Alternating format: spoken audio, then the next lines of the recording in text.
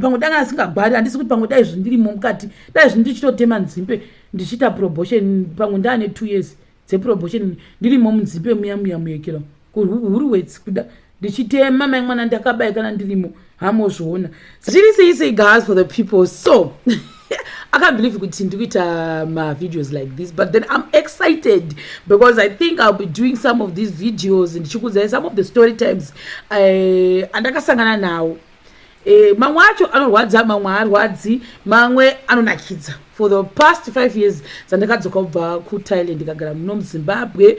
Everyone knows kuti ndiri muZimbabwe ende ndinoenya kuti maprojects anenge ari kumamisha normally zvinochita nezvokuvakira vanhu for free kune vanhu vaya vatechiti vasina dzimba kana kuti maprivate projects atetichitira vanhu vanenge vachida kuti bhadhara kuti tinge tesei tichivavakira uyezve nesome of the private projects ekuti vanenge vari madocumentaries that I normally do but asingabude pasocial media. And thank you very much vanhu vese vari kuti supporta. So far so good. Ndinozvitenda ngadai pasina imi dai pamwe ndisiri kutogara pandakagara panapa handi munozviona manje. Right. Ndaona this other clip yanga ichitenderera imwe mufesi anga achirumana I think nemupurisa. I don't even know kuti vaitirana chii zvavaitirana but ndoda kurelata a story time yangu yandakasangana nayo nezviri kuitika ipapo uye nezvakazoitika the repercussions of what happened after ndaita encounter yakada kufanana neyandaona mastreets. So right, this was me in Chiredzi 2021. The first project yangu yandakaita yekuvakira the vulnerable kunonzi kuBuffalo. So zvakachitika ndezvekuti chinjirwa vhiri ne one of the builder tatinaye papo vanobva kuzaka vanhu vachivawo saka takabva tanosangana paproject because vanga vari 2 inini ndaimhanya neMashemarians, those people vaimhanyawo neChurch of Christ yavo. So ndobva wandichinjira vhiri. I think pakuchinja vhiri papa ndi pane chiloko chechiniswa pavhiri ndofunga uyu bhidha nakuziva kuti chalokeka yakati hazvina kuloka ndoakangochiisa ndobva achikoniwa kuti sei kuchisunga zvakanaka. Ini ndikatoti zvanaka chirega tesei tiinde muChiredzi mutaura because papari padhuze I think about 10 to 12 kilometers kubva kwataigareko saka tainotenga murivo everyday kuti tiishandise kupi kwataivaka kuya ndo kwataitenga futi material yekushandisa kuproject iyoyo. Mind you guys, this was my first project in 2021. Ndanga ndisingazive zvinhu zvakawanda definitely ndakasiya nekudzidza nekuinda saka obviously semunhu guys I was overwhelmed. I was feeling that thing chekuti I was abroad, you know what I mean. And unoziva nangori mwana wechikoro wabva kushe kwenyika une uchizvifila kuti do these people know kuti inini I've got a masters. It doesn't work like that here in Zimbabwe, guys, especially when you're working with people in authority. Azvishandi zvekuti wakambobhuruka ndege ukanyara nadzo ukazondoita masters ukazondodi ukashanda nevarungu ukashanda nevasiri varungu. It doesn't work. Muno muZimbabwe chandakanatsa kuona kuva hambo ndo kunobhadhara muno muZimbabwe. Guys, I'm not bragging kana kuti ndikuti zvaitwa nemunhu yaya zvakashata. I'm just saying a story time yangu inini yakazoguma yandilendesa mukati mekamba. Vanhu vaMwari ndakabva ndasvika munoona manje pane kempi yekupolisi yari muChiredzi wakupinda mutown. Ndobva ndatosvika pane block tasvika pane block pepe ina ndakuzviziva kuti kini nati revhiri radona handakuzviziva nga zvakangodona zvo zvakangodero I didn't know. Ndobva polisi chitopfura ndakangobudisa license kafunga kuti maybe vari kuda license obviously. Ndatoona pepe mwe mfesi atonditi mira apo ndikandogomira ndaita sei license yangu iyi mumwe wacho atora license wabata license. Handiti this is 2021 guys, I'm not 2025. Nyaya ina kuitika izvozvi ndangoti ndise disclaimer. Inini papo I remember those days ndipo kuti pandatisina mvura kwataigara ikoko nokuti kwaitova kure ende kwakutone ma complications anga akawanda. Mind you guys, I said I was naivi ndasingasati ndanyatsokuziva kuti mucommunity unoita sei kuti zvinhu zvako zviendeke. Sa obviously there are so many things zvaiitika kuBuffalo iko kwataiva kokoko. Saka zvaizoguma zvaita kuti most of the things zvedu tizvitore kupi even mvura chaiyo chaenda ichina kunogezera muchiredzi ndo mandaindogezera ipapo. I remember there's Southern Anglican lodge yandakanga ndakaofewa kuti tinge tese ndichishandisa ikoko kugeza kuchazama mafoni. Saka ndokwandaka ndatomukira since around ma 8 ndatowo mutown ndichiti ndikapedza kugeza ndochasa laptop yangu ndochasa foni yangu ndodzokera nechikafu chelunch. Hazvina kuita seizvozvo vanhu vaMwari. Ende ndo pandakapedza 2 months ndichivata mumota. That was also my first time yangu yekuti ndinge ndichivata mumota zvakare. So obviously mumota mangori nezvinhu zvangu zvose. So maybe they didn't understand kuti ko munhu uri kubvepi makazara mazichira makazara masaga ehembe nondo ngotori mubhedha wangu masaga ehembe. Why? Ndatopfeka chineti dress nikera. Guys, that day I will never ever forget that day. Andidi kurevera inhema. Up to now that was my worst encounter ndakaita nemapurisa. Zvazodero paipai ndakabva ndaita sei ndanzimira paside handiti mapurisa maindi angari about 4 or 5 angari mumuzhiremo mumo. Vanhu vakandimisa ngwari 2 varume. Ndobva ndati kundogomera ndaita sei ndobva ndati ora chiriga ndese ndimira apo. Mumwe wacho ndibva auya achimanya katipe makey emota. Kati ko munogoda kunditorera makey emota zvaita sei? Ambozvisa. I'm confused. Havasi kunditsanangura kuti ndobva mumwe wacho auya achiti tinoda makey emota because hauna nati. Inini manje materms nati yandokusha kuti what is a nut? Handisi kutobvunza kuti chepavhiri donut guys. Ndanditori nechahwiwi nditori confused ngati nati rei zvikanzi vhiri rako harina rimwe bhaudhi here. Some materms acho vanoshandisa harina bhaudhi racho niroro pachi. Forgive me kana ndaresha kushandisa materms.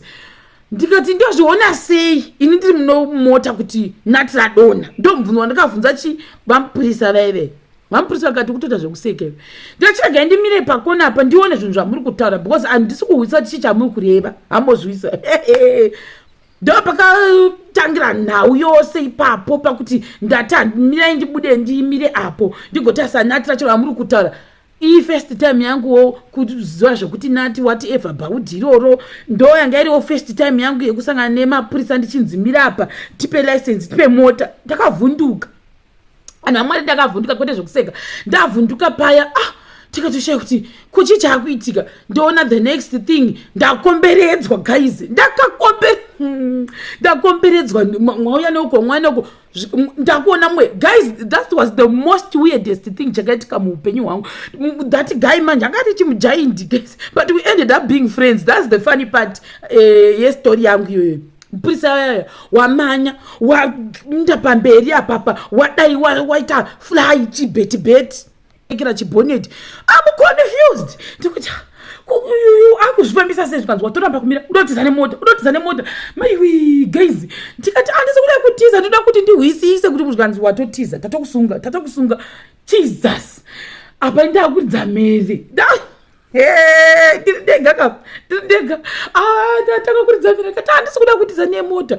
Uya fesi yauya mai mwana watoti danai nikirikini mapurisa mukati umu because pane munhu ada kutiza nemota mukadzi hatikwasi kumubata. Jesus ndikati Mwari waJakobho nhasi ndatopinda mujeri panapa gazi ndokufungwa dzandakatanga kuita apa ndakuridza mhere. Uya mapurisa yaya wauya mwati wagara apa zvikanzi pemakey emota. Ndikati handikwanisi kukupai makey emota because I'm confused kuti chii chikuitika pano. My Jesus. Uya manje wakazoguma wandagwirira naye after that incident yatozopera takaguma like I said takaguma tatozoma friends. Ndiye uri kukokorodza vabuda guys at that moment. Handina kana kumbovaona vanhu vese vava kuti vakabva sei mukempi vaungana mapurisa yacho niwe. Ndakazongoona zviregira zvavo zviya zvibhibhi zvinopenya zviya zvekuti zvine yelo zvinotaridza kuti mupurisa vazara mai mwana pashe paipai. Ini ndakunetsana nauyu watora license yangu uri kunditi ndatiza. Ndiri kuzama kumutsanangurira kuti no handina kutiza ndinoda kuti ndihwisise chinhu chamuri kureva kuti handina ndo chandoda kuhwisisa. Zvikanzi watoramba ati hakutokuchaja nekuti wanga wamena materms ekupurisa handimazivi nekuti wanga watoda kutiza nemota waramba kuita komplaini mapurisa hauna iroro ekera bhaudhi racho ravanoreva iroro.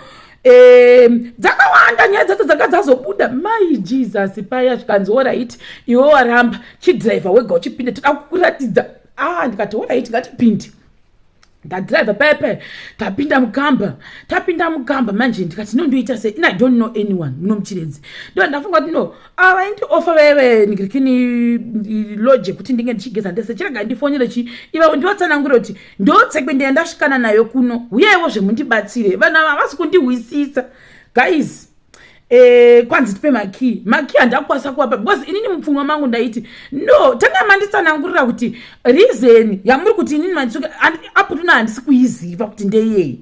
Guys, like I said, mind you, this was my first time yangu yekuti ndinge ndichita account nemapurisa uye chavaitaura teme ndiko ningirikini yawe yekuti bhaudi watiwatika ndanga ndisingachizivi kuti chi semunhu wanga asati aziva chi mota pavakazongatsonotanga ngodzaona chaka ndobva ndarionawo zveshuwa kuti handina nditi but now ndakuda kuti ivo vachinditsanangura kuti ndiri mumota ndozviziva sei kuti bhaudi radona because ndabva naro kupi kumba riripo saka chinditsanangurira ivo imimi kuti ndozviziva sei kuti radona ndoba pane argument yedu manje pepe ndigoona muline maimwana apa inini guys mind you I didn't even have money panguva yacho vanhu vachibhadhariswa mari dzemafaini ndo zvaifanira kuitika kwandini but semunhu wanga ane confusion nepaniki zvese ndakaramba ndakangogara kumota kuyakwa zvikanzi mota haibudi munhu todakunotoda kuti sei haimbozviona vaya vanhu vose wangori varungwa wangori chii vari kubhadhariswa mafaini vamikira kanzi ngavaeni makeye mota ndaisa mukati mehembe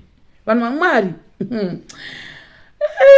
kubva that day handiri kangamwe zuva iroro ndiro ndakauziva kuti vakomana vanhu ava veparodka havanetsani navo ende kana matotadza kuhwisisana ka hamene kuti wotoita sei kuti vakuhwisise nyaya yako so that either wobhadhara kana kuti wekera ndiri kutora experience yangu inini zvinhu ndangofunga hangu pandandichiona first year because I remember that time inini ndakaguma ndakuda kugwisana nemupurisa dzakandodamwa mhosva dzangu vanhu vamwari ka kuita bhaibheri ndichiudzwa mhosva dzangu nzi yakati kusvika dzabva kuma11 uya wazama kuda kuti ataurira nevanhu vaive kuti no I think uya adai zvikanzi hatisomboda kana kuzviwa kusvika vamwe muofisa vazoya kukata vechikuru ndo vakazouya vakabvunzwa kuti nhau yako ndeyei ndova ndavatsanangura apa ndiri kungobongomora vanhu vajesu zvekuti uri pafacebook hazvishandi zvezve ndo zvavanenge vaitoda manje zvokuti uda kutoonekerwa mai mwana paya ndadi vamupurisa vaya vati alright